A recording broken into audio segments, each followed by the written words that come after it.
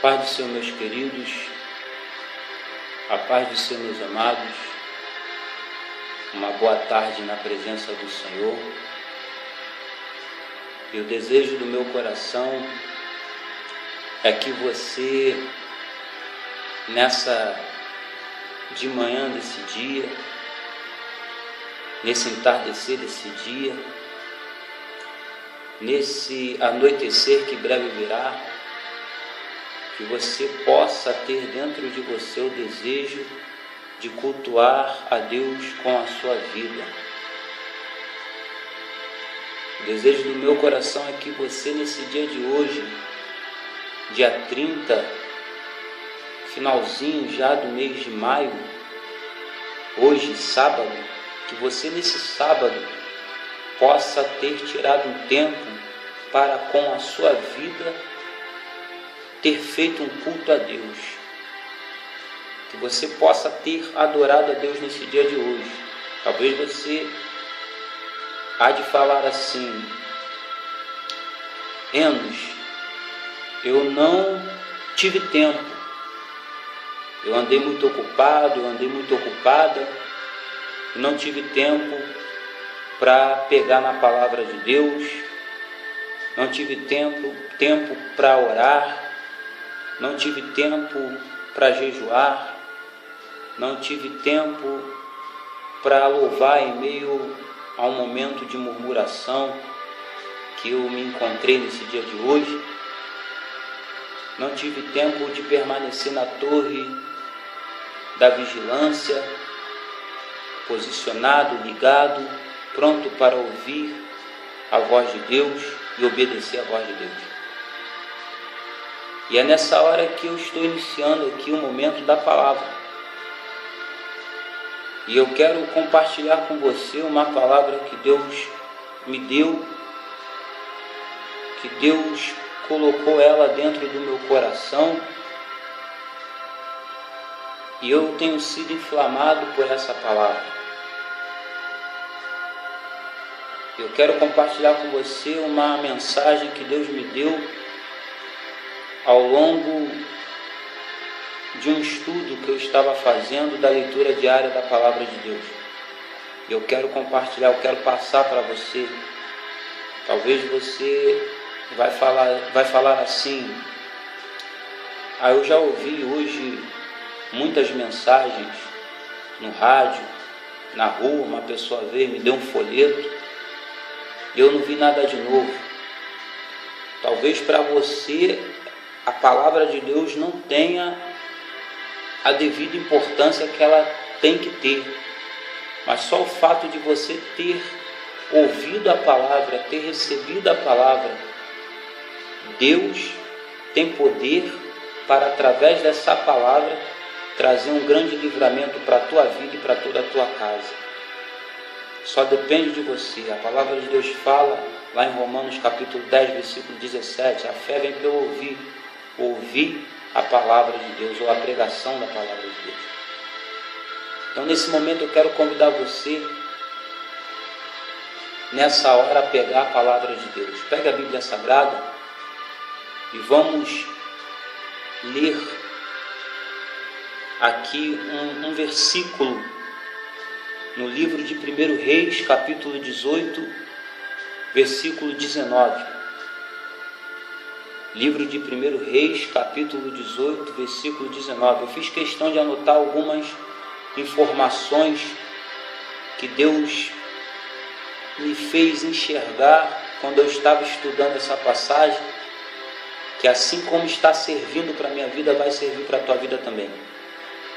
Primeiro livro dos Reis, melhor dizendo, capítulo 18, versículo 19, que diz assim: Agora, pois, manda ajuntar a mim todo Israel no monte Carmelo, como também os 450 profetas de Baal e os 400 profetas do poste ídolo, conhecido pelo nome Azerá, que comem da mesa de Jezabel. Vou repetir. Agora, pois, manda ajuntar a mim todo Israel no Monte Carmelo, como também os 450 profetas de Baal e os 400 profetas do poste ídolo, conhecido pelo nome Azerá, que comem da mesa de Jezabel. Eu quero tão somente aqui repetir essa última frase desse versículo 19 do capítulo 18 do livro de 1 Reis, que comem da mesa de Jezabel. Eu peço a sua total atenção nessa hora. Eu peço a tua atenção nessa hora para o que Deus vai falar. Meus queridos irmãos, amados em Cristo, você amado ouvinte da palavra de Deus, o que nós temos aqui nesse versículo 19 do capítulo 18 do livro de 1 Reis?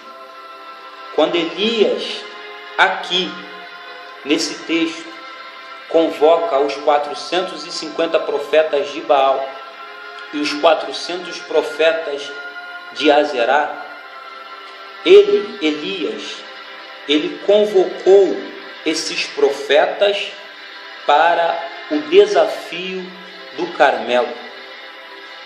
O Carmelo nada mais era do que o monte. O Carmelo nada mais era o local aonde haveria ali um desafio. E nesse monte, o que teve nesse monte? O duelo dos deuses.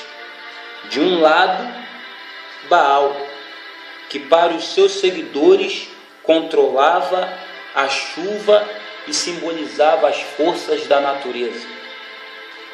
E que tinha por esposa Azerá, que era um poste ídolo. O que seria isso? Uma deusa. E essa deusa chamada Azerá, ela era uma divindade, conhecida assim como uma divindade para os seus seguidores, e ela era conhecida pelos seus seguidores como esposa do deus Baal. E essa deusa Azerá, ela também era muito conhecida na mitologia cananeia.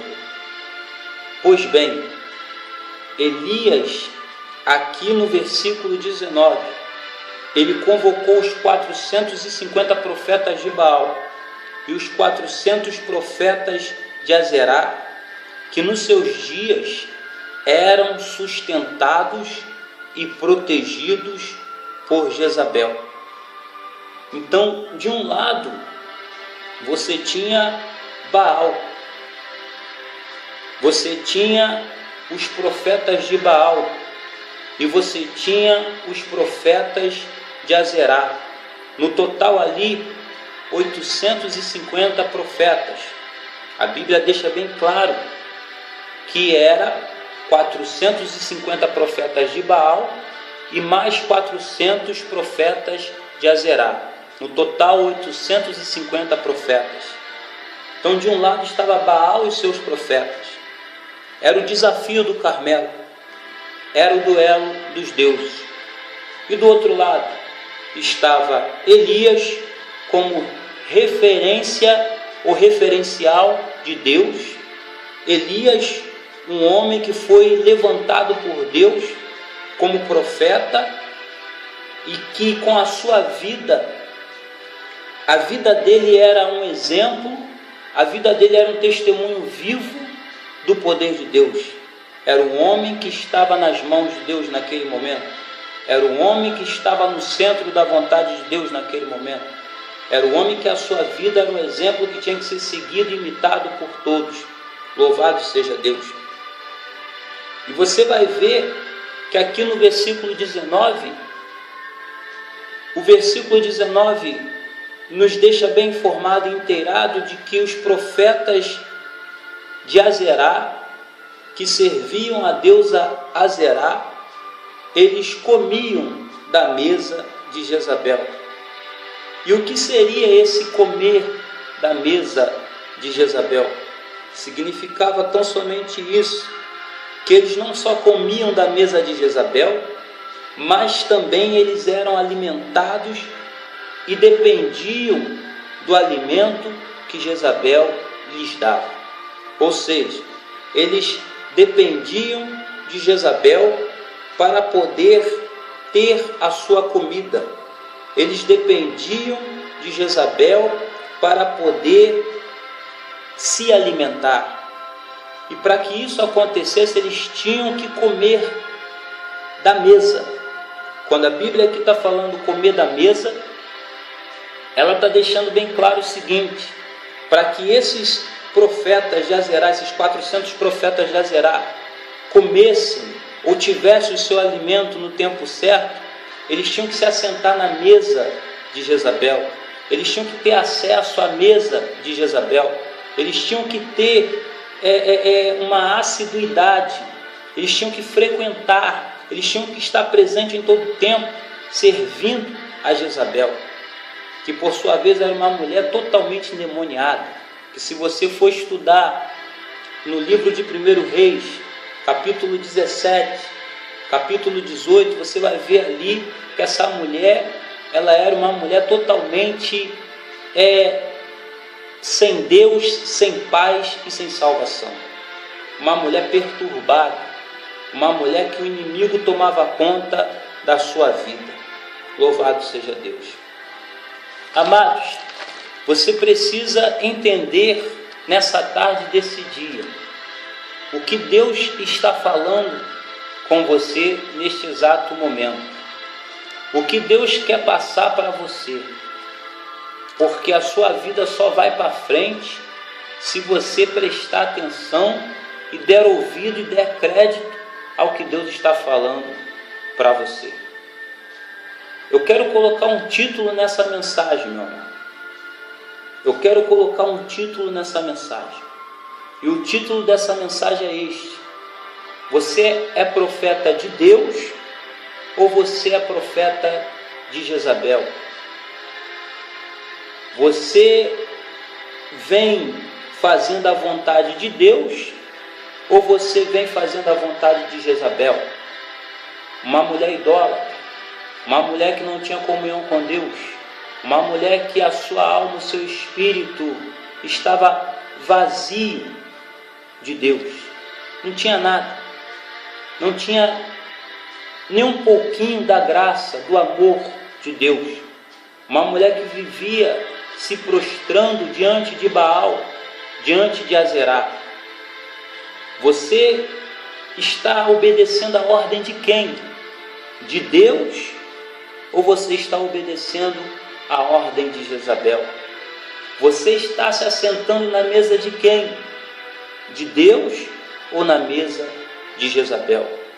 Porque se você for profeta de Jezabel, você viverá, você dependerá, você se alimentará do alimento e da comida estragada que vem de Jezabel.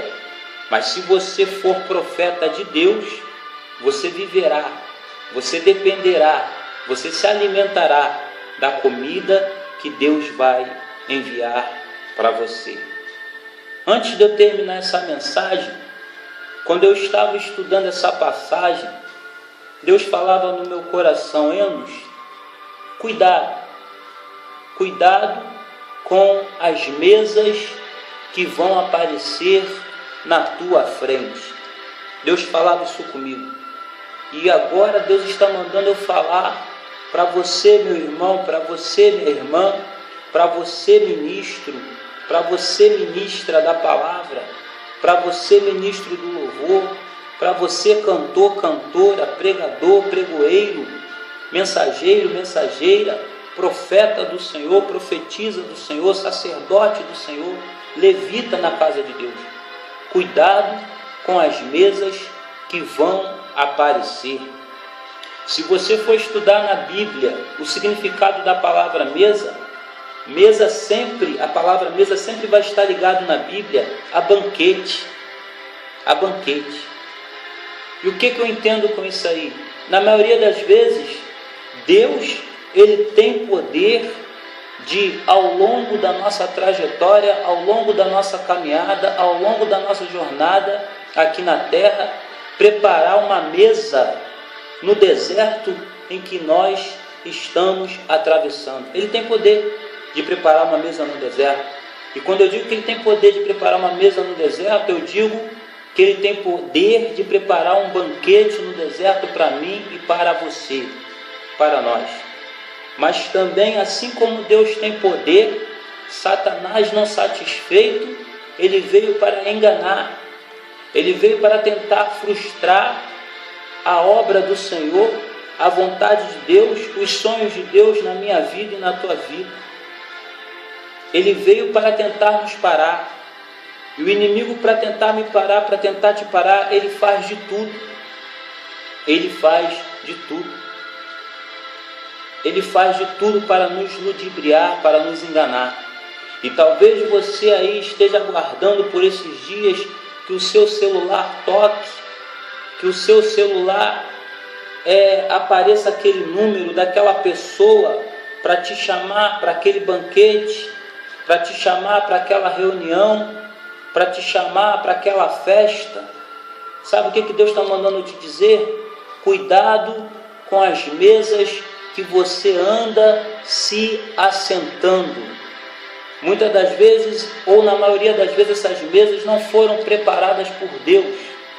São mesas que quem vai sentar nelas são escarnecedores do reino, escarnecedores de Deus, escarnecedores da obra, escarnecedores de Cristo. E esses escarnecedores, eles fazem parte da roda, que é aquela famosa roda que está lá no Salmo 1, a roda dos escarnecedores, dos zombadores. Então, meu amado, se você sentar nessa mesa, se você fizer parte dessa mesa, se você fizer parte desse banquete, se você for lá naquela empresa lá que Deus te colocou lá dentro, se você não for como Elias, um referencial, aquele que faz a diferença na hora certa, aquele que se posiciona do lado certo, aquele que defende o lado certo e correto, aquele que quer o bem e não o mal, aquele que quer ver Deus sendo glorificado e não escarnecido e zombado. Se você lá naquela empresa não fizer diferença, como Elias fez, você vai acabar sentando na mesa de Jezabel. Você vai comer a comida podre, estragada, que há na mesa de Jezabel. Deus não quer isso para você. Volta a dizer, aleluia, se você for profeta de Jezabel, você viverá, dependerá e se alimentará do alimento e da comida estragada que vem de Jezabel. Mas se você for profeta de Deus, você viverá e dependerá e se alimentará da comida que Deus vai enviar para você. Porque em 1 Reis, capítulo 17, versículo 6, nos diz assim: os corvos lhe traziam pela manhã pão e carne, como também pão e carne ao anoitecer. E bebia, quem bebia? Elias, da torrente de Querite. E no versículo 4 do mesmo capítulo 17 de 1 Reis, você vai ver a palavra de Deus falando assim: o Senhor, quem ordenou? O Senhor nosso Deus ordenou aos corvos que o sustentassem. Você vai ver aqui que no versículo 6 do capítulo 17 de 1 Reis, Deus mandou que os corvos trouxessem pão e carne pela manhã, como pão e carne ao anoitecer. E não faltou água durante 3 anos e meio, que foi o período que ficou Israel sem ver uma gota de chuva, uma gota de água e chuva caindo sobre aquela região de Israel.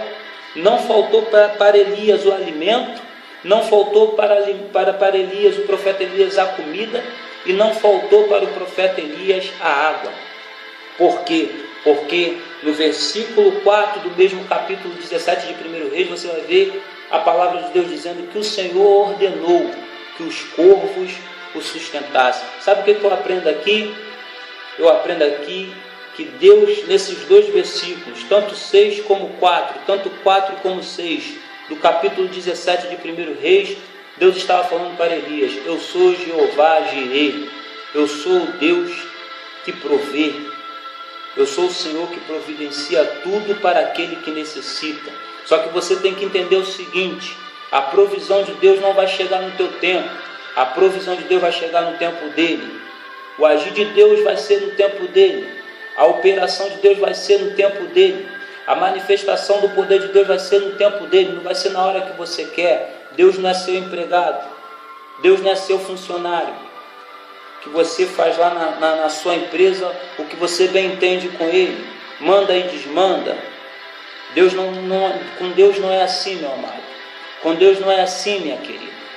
Com Deus você obedece, com Deus você busca primeiramente o reino, e depois as outras coisas serão acrescentadas na tua vida, e serão acrescentadas segundo o beneplácito.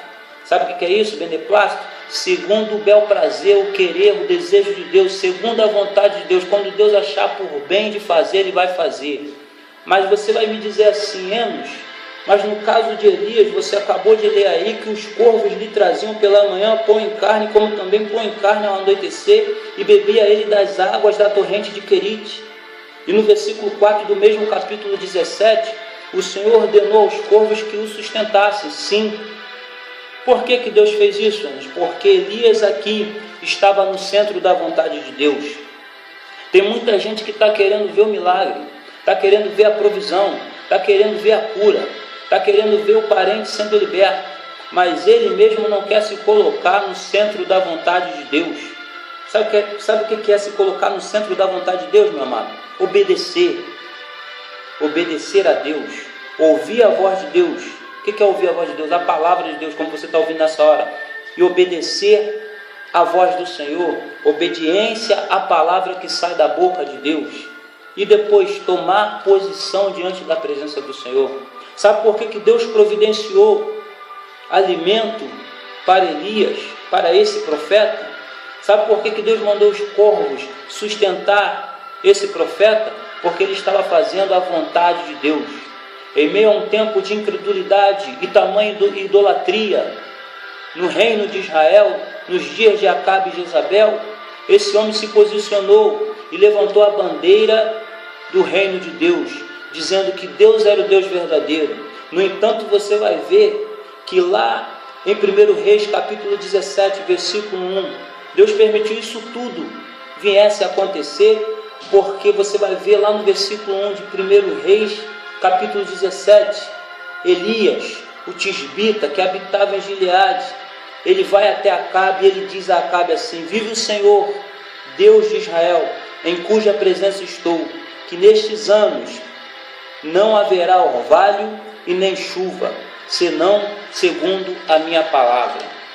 Ou seja, ele estava tão dentro da vontade de Deus, ele estava tão dentro da palavra de Deus, a palavra de Deus estava nele, ele dentro da palavra, ele estava enquadrado na palavra, ele vivia dentro daquilo que Deus queria para a vida dele, conforme a palavra de Deus, que segundo a palavra dele, a palavra do profeta Elias, segundo a palavra que saiu da sua boca, que palavra foi essa? Ele disse para Acabe: segundo a minha palavra. Não foi segundo a palavra de Deus, não foi porque Deus mandou falar, não, ele falou segundo a minha palavra. E tão certo como vive o Senhor, em cuja presença estou, ficará estes anos, não haverá chuva, ficará por um tempo, por alguns anos, sem haver chuva em Israel. E Deus lá de cima mandou fechar as comportas do céu, e não houve chuva durante 3 anos e meio. E a prova disso que eu vos falo se encontra lá em Tiago capítulo 5, versículo 17 e versículo 18, que nos diz assim: Elias, versículo 17 de Tiago capítulo 5, Elias era humano como nós, e ele orou fervorosamente. Ou seja, aprendo aqui que Elias tinha uma vida de oração. Como é que você quer ver Deus fazer algo na tua vida se você não tem uma vida de oração? Se você não tem uma vida de comunhão, se você não vive uma vida de intimidade, de aproximação para com Deus, se você não gosta de ir na casa de Deus, prestar um culto decente a Deus, se você não obedece à palavra de Deus, se você não respeita a palavra de Deus, se você não teme a Deus. Por isso que a palavra de Deus está dizendo aqui em Tiago capítulo 5, versículo 17, Elias era humano como nós. Ele orou fervorosamente para que não chovesse, e não choveu sobre a terra 3 anos e meio, ou seja, 3 anos e 6 meses. E no versículo 18, ainda, no livro de Tiago, capítulo 5, diz assim, e orou outra vez, quem orou? Elias, e os céus enviaram chuva, e a terra produziu os seus frutos. Sabe o que eu aprendo aqui, meu amado? Sabe por que Deus fez tudo isso na vida de Elias? Porque ele tinha comunhão com Deus. Você precisa ter comunhão com Deus. Você precisa nessa tarde desse dia, você que é servo do Senhor, que diz que é vaso de honra, que diz que é profeta, profetiza, dirigente de oração na casa do Senhor, você que diz que é pastor, você que diz que é líder de jovem, você que diz que é ministro de louvor, você que diz que é uma pessoa que Deus usa como canal, veículo, instrumento, mas a todo momento está indo diante de Deus orar pelos seus pecados recorrentes. O que é pecado recorrente? É aquele pecado que você só vive nele. Toda hora você volta e meia está preso a ele. Adultério, fornicação, masturbação, mentira, fofoca, porfia, dissensão, falando mal do pastor, da igreja, da obra. Deus está mandando dizer para você, você precisa voltar para o meu altar. Você precisa voltar para mim. Você precisa regressar. Você precisa se arrepender. Não é ter remorso. Remorso é sentimento de culpa. Você precisa ter arrependimento. É voltar, retornar, abandonar a postura, a conduta, as ações, as atitudes que você vem tomando e se consertar diante de Deus e pedir a Ele para que Ele possa fazer na tua vida como fez na vida de Elias. Deus ouviu a Elias. Ele disse, segundo a minha palavra, tão certo como vive o Senhor em cuja presença estou, ficará 3 anos e meio. Ficará por algum tempo sem chover Israel. E ficou. Será que Deus, Ele tem ouvido a sua voz de oração? Será que Deus, Ele tem ouvido o seu clamor? Você já parou para pensar nisso? Como é que está a sua vida hoje, meu amado, minha amada? Eu não estou aqui falando só para aqueles que não conhecem a Jesus, eu estou falando principalmente para aqueles que conhecem a Jesus e não servem a Ele de fato e de verdade. Irmão, cantar é bom, pregar é bom, ministrar a palavra do Senhor como estou fazendo aqui é bom, estar diante de uma plateia, estar diante de um povo, de uma igreja lotada, pregar para 1.000, para 400.000, para 30.000 é bom, pregar num congresso, pregar numa confraternização, numa festividade é bom. Mas o que isso valerá ou adiantará se eu tiver com a minha vida presa no adultério, presa na fornicação, presa na prática da fiel e da amante, vivendo uma vida enganosa? Se a trombeta tocar, se Jesus voltar agora, como é que tu fica? Querido, de quem você é profeta? De quem você é profeta? Você é profeta de Deus ou de Jezabel? Você está amando a serviço, prestando serviço para quem? Pare e pense nessa hora. Que o Senhor te abençoe, que o Senhor te guarde, que a presença de Deus toque na sua vida. O desejo do meu coração é que ainda hoje você se arrependa e passe a praticar as boas obras. Pense nisso. Você é profeta de Deus ou você é profeta de Jezabel? Porque profeta de Deus não se assenta na mesa de Jezabel. Profeta de Deus não come alimento estragado. Deus dá o alimento para ele. E o melhor alimento não é o alimento feito pelas mãos humanas, um alimento natural. O melhor alimento é o espiritual. É a palavra. Eu preciso da palavra de Deus. E você precisa também da palavra de Deus. Que o Senhor te abençoe em nome de Jesus. Eu quero fazer uma rápida oração pela tua vida. Você que pode nesse momento, coloque uma das suas mãos sobre o seu coração, rapidinho. Eu já estou encerrando. Meu horário aqui já se foi. Em nome de Jesus, feche seus olhos. Eu vou orar por você. Meu Deus, em nome de Jesus, Salvador bendito, eterno e amado, nessa hora eu quero unir, meu Deus, essa voz de oração, meu Deus, juntamente com a dos meus irmãos, quero unir minha fé com a deles, e quero orar, meu Deus, nessa hora, Senhor amado, glorificando assim o Teu santo nome, bendizendo assim o Teu santo nome, dizendo que o Senhor é formoso, é belo, é maravilhoso, é glorioso, é bom estarmos aqui ouvindo a Sua voz. Meu Deus, nessa hora eu quero te pedir que o Senhor não venha olhar, meu Deus, para a multidão ou multidões dos nossos pecados, das nossas mazelas e podridões, meu Deus, mas que o Senhor venha olhar, meu Deus, para esse espírito, para essa alma, para esse coração, meu Deus, que ainda deseja, meu Deus, uma mudança. Esse homem, essa mulher, meu Deus, que está aí preso, amarrado, meu Deus, com pés e mãos atados, meu Deus, os grilhões, as algemas, meu Deus, aleluia, do inferno já alcançaram ele. Meu Deus, nessa hora, nessa tarde, eu quero te pedir, após essa palavra, meu Deus, ter sido falada neste lugar, meu Deus, que ele possa, meu Deus, ter recebido essa porção maravilhosa que desceu do céu, e que essa palavra possa alimentar a alma dele, possa ir de encontro a ele, meu Deus, a ela nessa hora, a esse lar, meu Deus, a esse pai, a essa mãe que clama pelo filho, pela filha, meu Deus, esse jovem, essa jovem que está, meu Deus, na prostituição, na criminalidade, meu Deus, esse homem, essa mulher que está atrás das grades, visita nessa hora, salva, cura, liberta esse homem, essa mulher, meu Deus, que está no leito de dor, meu Deus, acamado, meu Deus, no hospital. Meu Deus, nessa hora, meu Deus, quebra as cadeias, os grilhões, as amarrações, meu Deus, pés e mãos atados, eu profetizo que serão livres nessa hora para te adorar, para te servir, e que toda barreira, todo empecilho, toda circunstância contrária, toda retaliação do inferno possa ser jogada por terra na vida dele, na vida dela. Meu Deus, que ele e ela não venha a ser um profeta de Jezabel, mas que ele e ela venha a ser um profeta nesses últimos dias que antecedem a vinda do Senhor, meu Deus, na face dessa terra, meu Deus, esses últimos dias da igreja aqui na terra, que ele possa ser um profeta, meu Deus, enviado a serviço, meu Deus, em prestação de serviço para o Senhor nosso Deus. Meu Deus, que ele deixe o Senhor usar ele, que ele não venha olhar, meu Deus, para as dificuldades que há na vida dele. Meu Deus, o Senhor não está olhando para as imperfeições dele. Meu Deus, o Senhor não está olhando para, meu Deus, para as condições dele, se ele tem estudo, se ele não tem, se ele tem canudo, se ele não tem, se ele tem faculdade, se ele não tem. Meu Deus, o Senhor está olhando para ele, quer ver, meu Deus, aleluia, no seu coração um desejo, meu Deus, aleluia, meu Deus, dele falar, meu Deus, dentro da sua alma, eu quero servir ao Senhor de fato, de verdade. Meu Deus, abençoa ele, dá um entardecer, um anoitecer. Muito obrigado, em nome de Jesus, amém. Que o Senhor te abençoe, que o Senhor te guarde, em nome de Jesus, e até o próximo momento da palavra, querendo Deus, amém.